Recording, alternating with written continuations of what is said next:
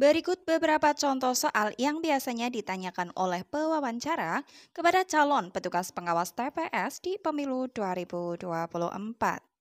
Hai, Assalamualaikum warahmatullahi wabarakatuh. Selamat datang saya ucapkan di Usma Ulia channel yang masih sama membahas tentang beragam aplikasi dan informasi. Apa kabar teman-teman semua? Semoga selalu dalam lindungan Allah Subhanahu wa taala. Amin amin ya robbal alamin. Baik, sebelumnya terima kasih disampaikan bagi teman-teman yang telah mengklik video ini dan pada kesempatan kali ini akan saya informasikan beberapa contoh soal yang biasanya pewawancara tanyakan kepada calon petugas pengawas TPS pada pemilu 2024. Barangkali teman-teman merupakan salah satu calon petugas pengawas TPS di pemilu 2024, pastikan kalian untuk simak video ini sampai selesai ya. Jangan di-skip agar tidak gagal paham, juga pastinya tidak ada informasi yang terlewatkan. Baik, langsung saja masuk ke pembahasannya. Jadi sebagai informasi, ada di sebagian wilayah mengadakan atau melakukan tes wawancara bagi calon petugas pengawas TPS di suatu wilayah, tetapi tidak menutup kemungkinan juga di beberapa wilayah yang lain tidak memberlakukan adanya tes wawancara. Jadi ini sesuai dengan kebijakan di daerah masing-masing ya, bahwasanya memang ada yang namanya wawancara untuk calon petugas pengawas TPS, tetapi ada juga yang tidak memberlakukan.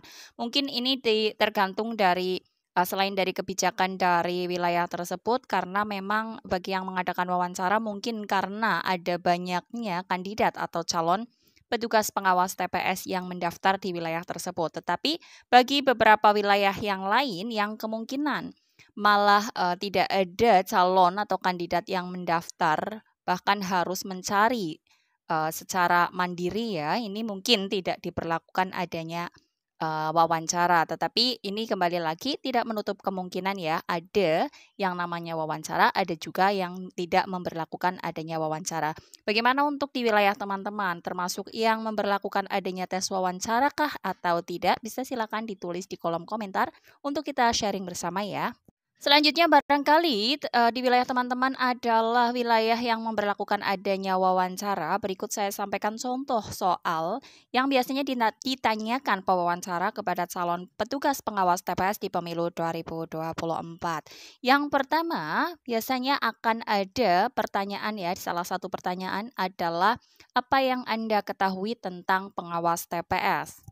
Jika ada pertanyaan seperti ini, teman-teman bisa menjawab, menurut peraturan Bawaslu nomor 1 tahun 2020 pasal 1 ayat 11, pengawas TPS merupakan bagian dari pengawas pemilu yang dibentuk oleh panitia pengawas kecamatan atau Panwaslu kecamatan guna membantu tugas-tugas pengawasan di tingkat kelurahan atau desa.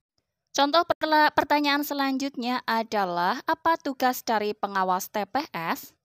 Silakan teman-teman jawab. Tugas dari pengawas TPS nantinya yaitu mengawasi pada saat sebelum pemungutan atau pra-pemungutan, proses pemungutan, penghitungan suara, dan pada masa tenang yaitu mencopoti alat peragak kampanye. Pada hari H tentunya tugasnya lebih intens dalam melakukan pengawasan pemungutan dan perhitungan suara. Selain itu, pengawas TPS juga harus melaporkan kepada pengawas kelurahan mengenai hal-hal yang terjadi di TPS. Pertanyaan selanjutnya yang mungkin saja ditanyakan pewawancara kepada calon petugas pengawas TPS yaitu, mengapa Anda tertarik menjadi anggota pengawas TPS? Silakan teman-teman jawab. Karena saya memiliki integritas dan ingin berpartisipasi sebagai pelaksana atau pengawas pemilu dalam penyelenggaraan pemilu 2024 dengan berbagai pengalaman yang saya miliki. Selanjutnya, apabila ada pertanyaan seperti ini, bagaimana sikap Anda ketika dihadapkan pada dua pilihan yang sama penting antara tugas dari pengawas TPS dan juga tugas domestik lain? Silahkan teman-teman jawab. Saya akan lebih mengutamakan tugas sebagai pengawas TPS karena saya sadar dengan kewajiban untuk melaksanakan tugas pengawasan tahapan pemilu demi kelancaran pelaksanaan pemilu tahun 2024 nanti. Kemungkinan pertanyaan yang selanjutnya, kontribusi apa yang bisa Anda berikan jika terpilih menjadi pengawas TPS, silahkan dijawab. Saya akan berdedikasi penuh dan loyal pada tugas pengawasan, serta berkomitmen untuk menjamin bahwa pemilu dapat berlangsung secara luber jurdil. Kemungkinan pertanyaan berikutnya, apakah Anda siap apabila dibutuhkan pada waktu-waktu tertentu di luar jam kerja? Nah, teman-teman ini dihimbau untuk menjawab, saya siap dibutuhkan kapan saja dan saya akan selalu siap untuk berkoordinasi dengan jajaran pengawas pemilu, baik di tingkat desa maupun di tingkat kecamatan atau panwascam setiap saat.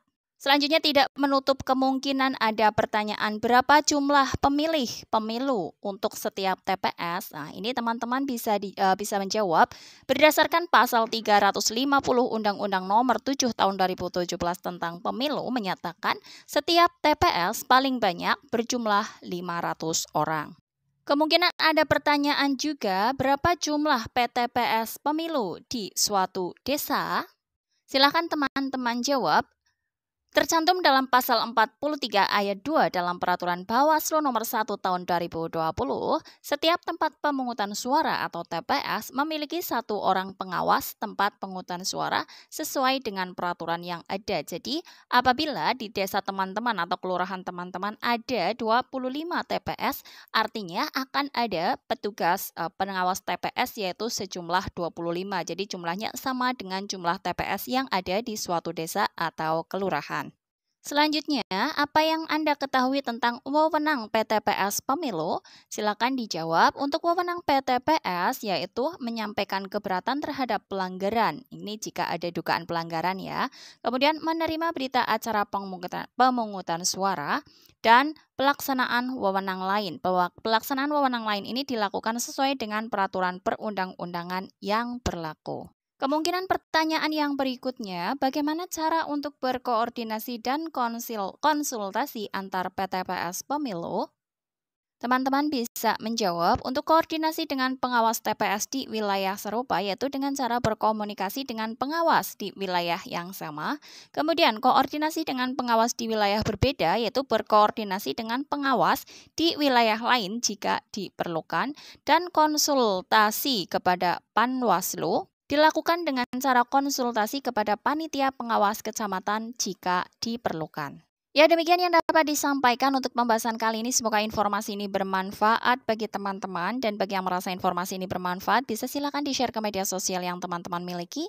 Dan apabila ada yang merasa informasi ini tidak bermanfaat, mohon untuk diabaikan saja. Dan sebagai informasi untuk teman-teman, dengan adanya tugas, kewenangan, dan koordinasi yang tepat, jadi diharapkan bahwasanya pengawas TPS dapat menjaga integritas dan keabsahan proses demokratisasi yang sedang berlangsung. Akhir kata, salam sukses selalu tentunya, dan apabila ada pertanyaan bisa ditulis di kolom komentar atau sekedar sharing bersama juga dipersilahkan ya. Akhir kata, wassalamualaikum warahmatullahi wabarakatuh.